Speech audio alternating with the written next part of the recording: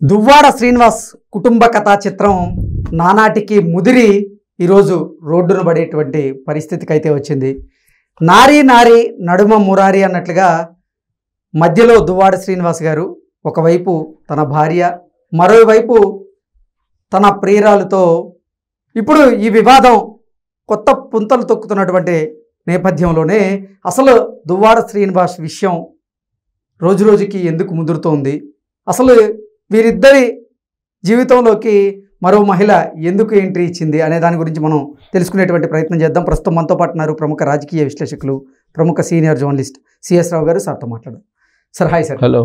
YCP నాయకులు దువ్వాడ శ్రీనివాస్ గారు ఆయన కుటుంబ కథా చిత్రం ఏదైతే ఉందో రోజు రోజుకి ముదురుతూ ఉంది. ఇప్పుడు నేను ఆలోచిస్తుంది ఏంటంటే వాళ్ళ కుటుంబ కథా చిత్రం గురించి ఆలోచించట్లేదు.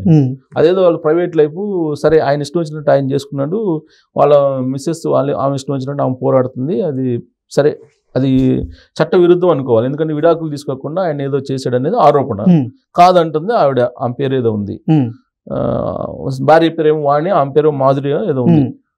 సరే, వాళ్ళిద్దరు పరస్పరం ఆరోపించుకుని నేను ఆలోచిస్తున్న ఆ కోణం నుంచి ఆలోచించట్లా.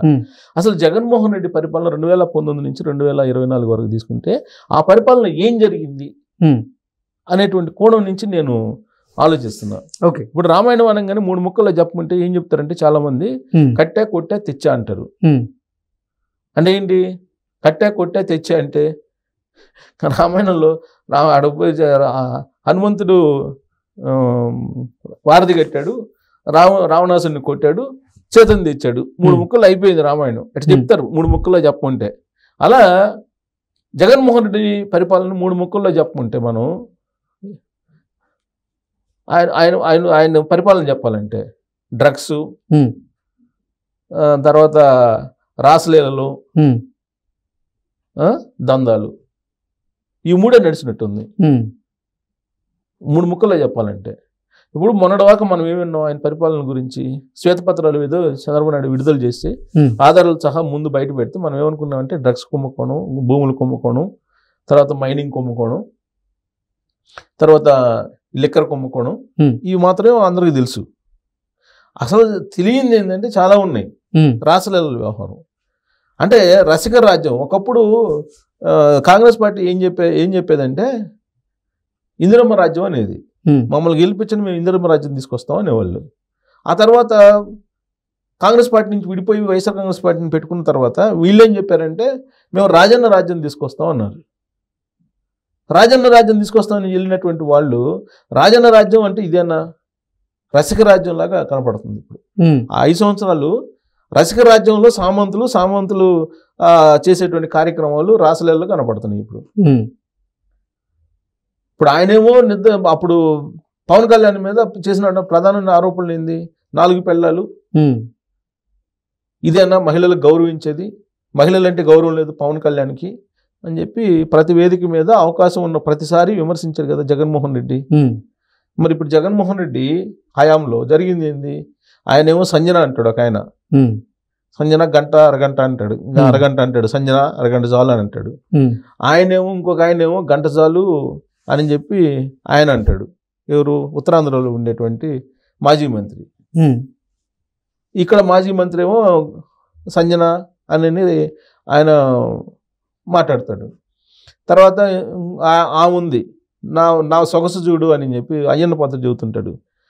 ఏం చేసావమ్మా పర్యాటక శాఖలు అంటే నా సొగసు చూడు మామయ్య అని అంటదంట. ఎవరు? అయ్యన్న పాత్ర చెబుతుంటుంది. నువ్వేం చేసావమ్మా పర్యాటక శాఖలు అంటే నా సొగసు చూడు బావా అని అంటదంట. అర్థమై ఉంటుంది ఆమె మాజీ మంత్రి. సో ఇలా అసలు వీళ్ళ వ్యవహారం చూస్తుంటే ఇప్పుడు ఇంకొక ఆయన ఉన్నాడు ఎంపీ, ఆయన అయితే కంప్లీట్గా అసలు ఆయన వీడియోలోనే పెట్టేశాడు. ఏది? నా అందం చూసుకోండి అని.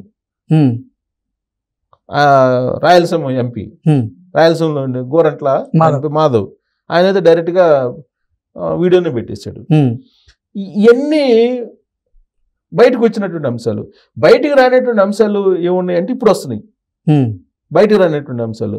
ఇప్పుడు తాజాగా ఇప్పుడు ఏందో తెలుసా? ఇప్పుడు నడుస్తుంది ఏంది? దువ్వాడ శ్రీనివాస్ నడుస్తుంది. నెక్స్ట్ ఎపిసోడ్ ఏందో తెలుసా? నెక్స్ట్ ఎపిసోడ్ ద్వారంపూడి చంద్రశేఖర్ది. నేను డైరెక్ట్గా పేరే చెప్తున్నా. ఎందుకు చెప్తున్నానంటే నా దగ్గరికి ఒక వీడియో వచ్చింది. ద్వారంపూడి చంద్రశేఖర్ గురించి వైఎస్ఆర్ కాంగ్రెస్ పార్టీ వాళ్ళే ఒక వీడియో నేను ఆయన ఏమన్నాడు వినిపిస్తా. ఎవరు ఆయన పేరేంది, ఈయన ఇదిగోండి, ఈయన ద్వారంపూడి చంద్రశేఖర్ సంబంధించి మాట్లాడుతున్నాడు చూడండి. కాకినాడ ప్రజలకే కాకుండా ఈ రాష్ట్ర ప్రజలకు కూడా ద్వారంపూడి చంద్రశేఖర్ రెడ్డి అన్నతను ఒక దళిత మహిళతో అక్రమ సంబంధంలో ఉన్నారు. సహజీవనం మరి అది కరెక్టో తప్పో పక్కన పెడితే ఆమెకు గర్భవతి అయినప్పుడు ఆమెను తీసుకెళ్లి స్కానింగ్ చేయించి మగబిడ్డ ఆడబిడ్డ తెలుసుకుని ఉంచాలని చెప్పేసి స్కానింగ్ చేయించిన విషయం, అలాగే ఆమెకు డెలివరీ ఎక్కడైంది, ఎప్పుడైంది, ఆ తర్వాత పుట్టిన బిడ్డకి తలనీలాలు ఈయన జనసేన అని చెప్తున్నాడు. ఇదంతా ఒళ్ళు తీసిన విషయాలు. ఆ తర్వాత గత సంవత్సరంగా ఆమెని విపరీతంగా బెదిరింపులు. ఎందుకంటే ఆమె పబ్లిక్ గా నాకు నా లైఫ్ నాకు కావాలి, నాకు గుర్తింపు కావాలి, నేను నీ భారీగా ఉండాలి అంటే అది కుదరదు, నువ్వు మూలన ఉండాలా అన్న పద్ధతిలో ఆయన చేస్తున్న వ్యవహారం. ఇంటి బయట 28 కెమెరాలు పెట్టి క్లోజప్ లో చూపించి ఆయన ఎవరు, ఆయన పేరు జనసేన లీడరు, కారులోని డివైసులు పెట్టి ఆవిడ ఎక్కడికి వెళ్తుందో ట్రాక్ చేయడం, ఆవిడ ఎట్టి పరిస్థితుల్లో ఎవరికి తెలుసా లీడరు ఎవరు ఆయన చేస్తున్న ప్రయత్నాలు తెలుసు. మహిళ తన హక్కు గురించి, తన బిడ్డ భవిష్యత్తు గురించి బాధపడుతుంది కాబట్టి ఇది నేను పొలిటికల్ గా తీసుకోలేదు. జనసేన పార్టీ ఆఫీస్ లో కంటే కూడా ఎక్కువగా టీవీ9 స్టూడియోలో కనపడుతుంది. అండగా ఉంటది. నేను మీడియా ద్వారా చెప్పడం జరుగుతుంది. జనసేన పార్టీ ఏ మహిళకైనా అన్యాయం జరిగితే తప్పకుండా అండగా ఉంటామమ్మా. ఇది ఇప్పుడు త్వరలో ద్వారంపూడి చంద్రశేఖర్ది నేను బయట పెడతానని చెప్తున్నాడు ఈయన. ద్వారంపూడి చంద్రశేఖర్ రెడ్డి అక్రమ సంబంధం ఏంటనేది నేను బయట పెడతానని చెప్పి ఆయన చెప్తున్నాడు. సార్, వైఎస్ఆర్సీపీలో ఉన్నటువంటి ముఖ్య నేతల్లో కొంతమంది వారు చేసినటువంటి ఈ రాసలీలలకు సంబంధించినటువంటి ఆడియోలు, వీడియోలు ఒక్కొక్కటిగా బయటకు వస్తూ ఉన్నాయి. వారి వ్యవహారం కూడా ఇప్పుడు రోడ్డును పడుతున్నటువంటి పరిస్థితి మనం చూస్తూ ఉన్నాం. నేను చెప్పేది అదే. ఇప్పుడు అధికారంలో ఉన్నప్పుడేమో కొన్ని బయటకు వచ్చినాయి. ఇది గంట అరగంట న్యూడ్ కాల్స్, తర్వాత ఆ అమ్మాయి కర్నూలులో ఒక అతను మాజీ ఎమ్మెల్యే ఒక అమ్మాయిని ఎలక్షన్ అయిపోయిన తర్వాత కొన్ని రోజులకి బయట వచ్చింది. ఒక అమ్మాయి, చిన్న అమ్మాయి, కూతురు తోటి సమానమైనటువంటి అమ్మాయి తోటి ఏం చేశాడు మనం చూసాం. సో ఒక్కొక్కటి బయటకు వస్తున్నాయి. ఇప్పుడు సాయిరెడ్డి వ్యవహారం, శాంతి వ్యవహారం బయటకు వచ్చింది. కాదు సుభాష్ రెడ్డి అని ఆన్ చెబుతుంది. అసలు ఆ పుట్టిన బిడ్డకి తండ్రి ఎవడో చెప్పని చెప్పి అసలు భర్త అడుగుతున్నాడు. అది నడిచింది, రెండు వారాలు నడిచింది. దాన్ని మర్చిపోకముందే ఇప్పుడు ఇదొకటి వచ్చింది. ఇంకా ఎన్ని వస్తాయో. ఇప్పుడు ద్వారంపూడి రెడీగా ఉంది ఎపిసోడ్. ఇప్పుడు సాయిరెడ్డి తర్వాత ఇప్పుడు ఎవరిది నడుస్తుంది? ఈయన నడుస్తుంది. ఎవరిది? దువ్వాడ శ్రీనివాస్ నడుస్తుంది. ఆ దువ్వాడ శ్రీనివాసు ఎవరితో ఉన్నారు, సహజీవనం చేస్తున్నారని చెప్పేసి అంటున్నారు. సహజీవనం చేయడం అనేది సుప్రీంకోర్టు నాకు ఇచ్చిన హక్కు అని చెప్తే ఆవిడ చెప్తుంది. భర్త విడాకులు ఇవ్వకుండానే నా భర్త మరొక ఆడదానితో ఉంటున్నారు అంటూ కూడా దువ్వాడ శ్రీనివాస్ గారి భార్య ఆరోపణలు చేస్తూ ఉంది. అదే ఆమె ఆరోపణలు చేస్తుంది. ఇంటి పిల్లలు ఉన్నారు, ఆడపిల్లలు కూడా ఉన్నారు. వాళ్ళు పోయి ధర్నా చేసుకుని కూర్చున్నారు ఇంటి దగ్గర. ఆయన కూడా అన్నారు తెలుసా, హైలైట్ పాయింట్ ఏంటి తెలుసా? అసలు ఈ సంగతి నేను జగన్మోహన్ రెడ్డి చెప్పాను ఎలక్షన్ ముందు జగన్మోహన్ రెడ్డి చెప్తే జగన్మోహన్ రెడ్డి చాలా లైట్ గా తీసుకున్నాడు అని. నేను ఇవన్నీ జగన్మోహన్ రెడ్డి తెలిసే జరిగినాయి. సాయిరెడ్డి ఎపిసోడ్ కూడా అప్పుడు జగన్మోహన్ రెడ్డి తెలిసే ఉత్తరాంధ్ర నుంచి సాయిరెడ్డిని కేంద్ర కార్యాలయంలో వేశారు ఆయన. జగన్మోహన్ రెడ్డి తెలియకుండా ఏం జరగలేదు. దువ్వాడ శ్రీనివాస్ ఇంటి ముందు అర్ధరాత్రి హైడ్రామా చోటు చేసుకుంది.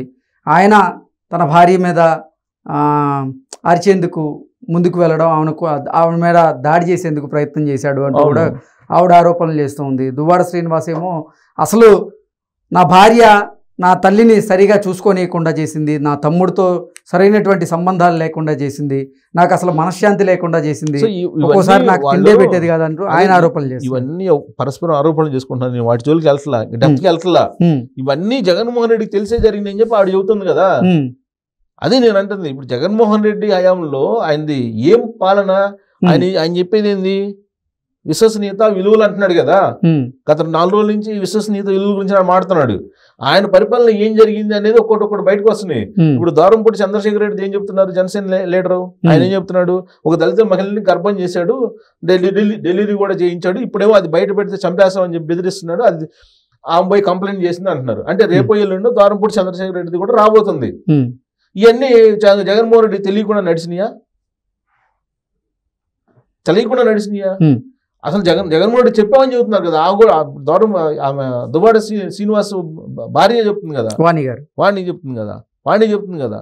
అంటే జగన్మోహన్ రెడ్డిది రాజన్న రాజ్యం కాదు, దాని రసిక రాజ్యంలో ఈయన సామంత రాజులో రాసలేళ్ళు బయటకు వస్తా ఉన్నాయి. ఇంక ఇన్ని వస్తాయో బయట రావాలి. ఇప్పుడు ద్వారంపూడి చంద్రశేఖర్ వస్తే ఇంకా ఉంటుంది ఏముండ. ఇంకా ఆ తర్వాత ఇంకా ఎన్ని ఉంటాయో, ఎంతమంది బయటకు వస్తారు. జగన్మోహన్ రెడ్డి విశ్వసనీయత విలువల గురించి మాట్లాడతాడు మళ్ళీ. ఆయన తెలియకుండా ఎన్ని జరిగినాయా అని అనుకోవాలి మనం. ఆయన తెలియకుండా జరిగినాయి అంటే అన్నీ తెలియకపోవచ్చు ఎవరికైనా, కానీ మేము చెప్పామని చెబుతున్నారు కదా దువ్వాడ శ్రీనివాస్ భార్య. అయినా కానీ ఆయన చర్యలు తీసుకోలేదు అంటున్నారు కదా. ఇప్పుడు శాంతిదేను సాయిరెడ్డిది కూడా ఆయనకి తెలుసు. ఇప్పుడు మదన్ మోహన్ చెబుతున్నాడు కదా, ఆయన తెలియకుండా జరిగినాయి కాదు కదా. అంటే ఆయన పార్టీలో ఏం జరుగుతుందో, ఆయన పార్టీ ఏంటో, ఆయన పార్టీ మోటో ఏంటో, మరి ఆయన నమ్మిన సిద్ధాంతాల ప్రకారం ఇవన్నీ తప్పు కాదేమో నాకు తెలియదు. అందుకే కదా సార్ ప్రజలు తిరస్కరించింది. అంటే ఇటువంటి సందర్భాలని ఆయన సరి చేసుకోలేకపోతున్నాడు. సరే, మనం ఇప్పుడు రాజన్న రాజ్యం కన్నా రసిక రాజ్యం అని అనుకోవాలి. Okay sir, thank you sir.